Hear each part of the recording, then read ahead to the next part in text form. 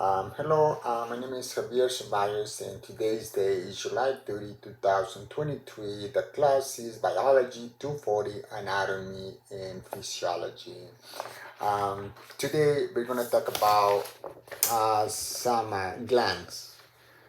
They call physeal tonsil, also named or call it adenoids. These are the facilial tonsils, as you can see here, also called adenoids. These tonsils or adenoids is a mass of lymphatic tissue situated on the posterior nasal cavity. This is the nasal cavity in the posterior, in the roof of the nasopharynx. This animal right here in the roof of the nasopharynx. When these tonsils become enlarged, they might interfere. They might interfere with the breathing.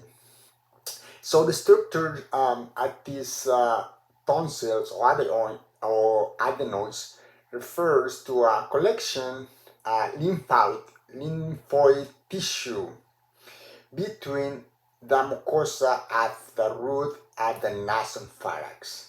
So this is the adenoids. This is the roof at the nasopharynx. The function of these adenoids, it helps to protect the body from diseases. It helps to trap pathogens such as bacteria or viruses that enter through a mouth or nose. And so these pathogens or these bacteria that enters through a mouth and nose, they get trapped here in the adenoids. Adenoids, they are really important tonsils to protect and help our body. The other gland that we're going to talk about today is going to be the thymus gland. The thymus gland is here, is between the chest, is in the middle of the chest, between the two lungs, behind the breastbone or sternum bone. Is just in front of the heart, right there. The function of thymus gland is the production and maturation of immune cells. I'm sorry. This also include these immune cells also include the lymphocytes that protect our body against foreign antigens. Also, the thymus makes the blood cell called T lymphocytes that help us to fight infections in our body. The structure of this thymus is like the structure at this thymus has two lobes. Each lobe of this consists of central medulla and outer cortex. Uh, these lobes are made up of T cells called thymocytes. And also, we're gonna talk about the innate immunity and adaptive immunity. The innate immunity is the first line of defense.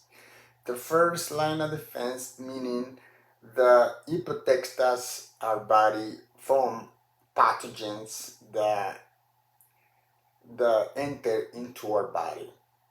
So they prevent the movement of foreign pathogens through our body. So this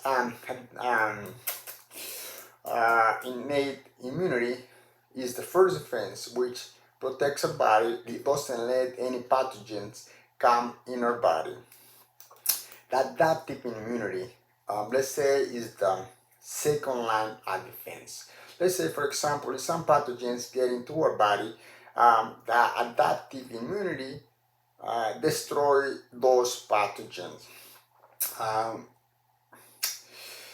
Sometimes this adaptive immunity makes some mistakes, and by mistake, let's say error, attacks his own, um, let's say, cells. Uh, and also, when the body attacks its own cells, it causes some of the diseases like lupus and rheumatoid arthritis.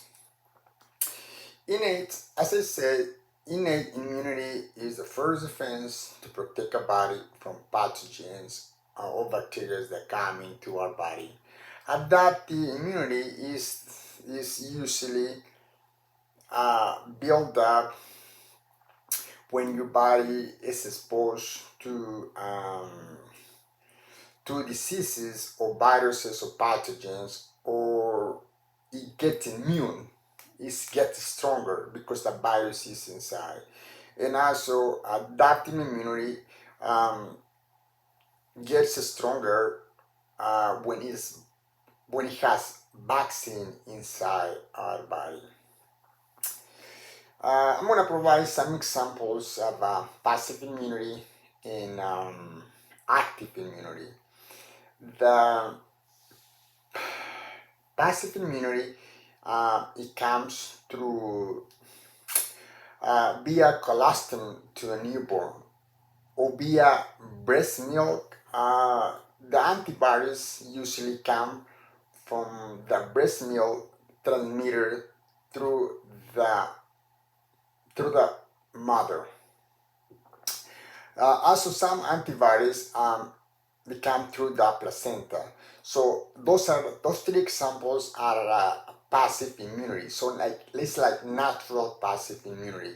So they come through the breast milk, placenta, and the colostrum to the newborns. The active immunity, um, those are artificial immunity. Is let's say it's when your body get exposed to pathogens and your body get used to it, to these pathogens. Like for example, COVID disease, COVID-19 diseases. A lot of people, they got really sick when they have a COVID-19 disease one time. So uh, the antibodies to help or help or combat the pathogens is to get a vaccine. Is is your active immunity is build the antibodies through exposed to a disease or through a vaccine. Um, Also, it receives antibodies through a medication called serum. So those three things, you is how you immunity, active immunity gets stronger. Exposed to a disease, and your body gets stronger, and through a vaccine to help a body to fight the pathogens, or through a serum medicine also helps our body. How HIV affects an immune system. As you know, HIV weakens our immune system. Um, how can I explain this? You know, an immune system help us to fight all the diseases in our body. When a patient has HIV, their immune system is weakened, so they are propense to give a lot of diseases or a lot of viruses, pathogens get into our body. Um, when the immune system doesn't make enough um, blood cells called CD4, CD4, so our immune system is weaker. CD4s are type blood cells, or they are so-called T helper T cells. Why they call it helper T cells is because they help to fight infection or by triggering the immune system. So CD4 cells, blood cells, help us to create lymphocytes or called T helpers to help us to fight infection and make our immune system stronger. Well, this is all for this week. So today I talk about some pharyngeal tonsils, which they call adenoids. Also, I talk about the thymus gland, which is in our chest, and help us to fight infection and create the T cells. Also, I talk about the innate immunity and adaptive immunity. And lastly, I talk about passive immunity and active immunity and how the HIV weakens the immune system um, and doesn't let the body create the CD4 cells, which are also called lymphocytes or T helpers that help to fight infection and by triggering the immune system and to get it stronger. This is all for today. Thank you so much. Have a great night. Bye bye.